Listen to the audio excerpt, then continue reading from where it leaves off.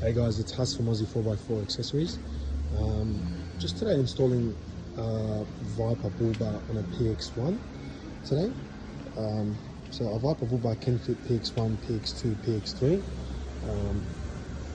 A lot of customers just email us time to time and just say if we have any instruction manuals.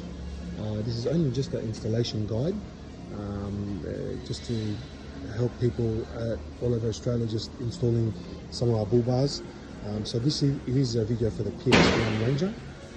So as you can see, it's how it's being installed. It's very similar of watching the video for the cradle part for the Safari.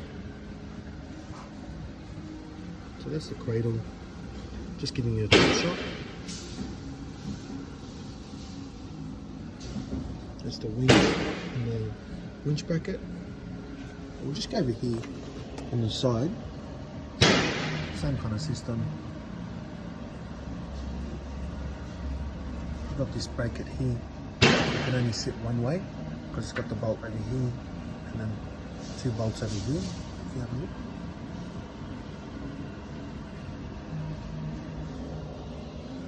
You still get the sensor holes even though it is a PX1, however you don't have to touch them, just leave them because it is a PX1 and most PX1s didn't come with sensor holes. There will be the tech pack computer that mounts there, so that won't be used for the PX1, so you wouldn't have to do anything with that as well. If you did wish to remove that, you can remove that, this piece as well.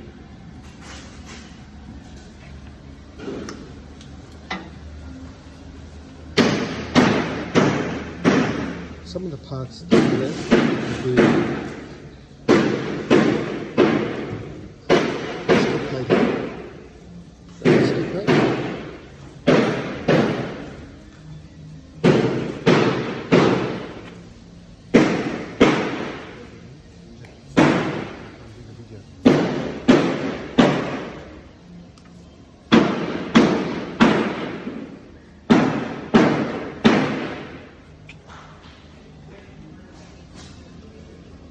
just with the fog lights, it doesn't have the blinker system or anything, you don't have to worry about.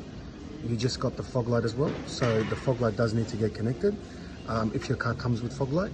Some PX Rangers, if it's an XLT, XLS, XLS, not XLT, they might not come with fog light, but if they do, this needs to be hardwired or other electrical components that you can use.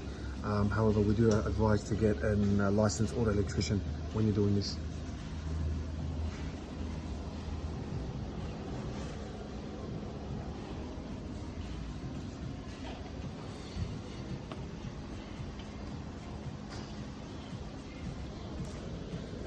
Also, when you install this bull bar, you would need to cut your inner guard liner, so that does need to get cut.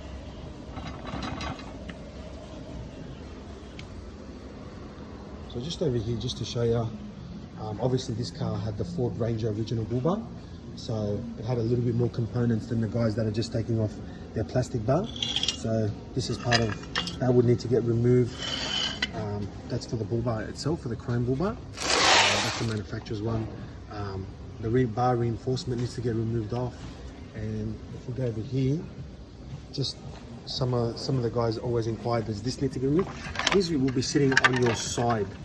This sits on the side of your guards. It's just to hold the plastic bumper bar in place. That also would need to get removed. You'll have two of them as well. Some other components as well, just plastics that's for the airway. It will be in the way of the bull bar and the bash plate. So as you can see, someone's already cut this because they installed the manufacturer's bull bar.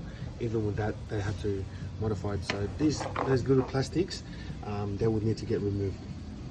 All our bull bar is a full bar replacement. However, on the PX1, we do advise just to trim only from here to here, just to hold the grill up, because this part of the lower piece of the grill clips where it goes, that will just hold the grill up, give it more stability from the bottom. So we do advise to whether you've got a, if you do have that part, do use just that part. You won't really see it, but it's just to hold the grill up and give it stability. That's what it is for. Even that it will hold from the top, on the top clips.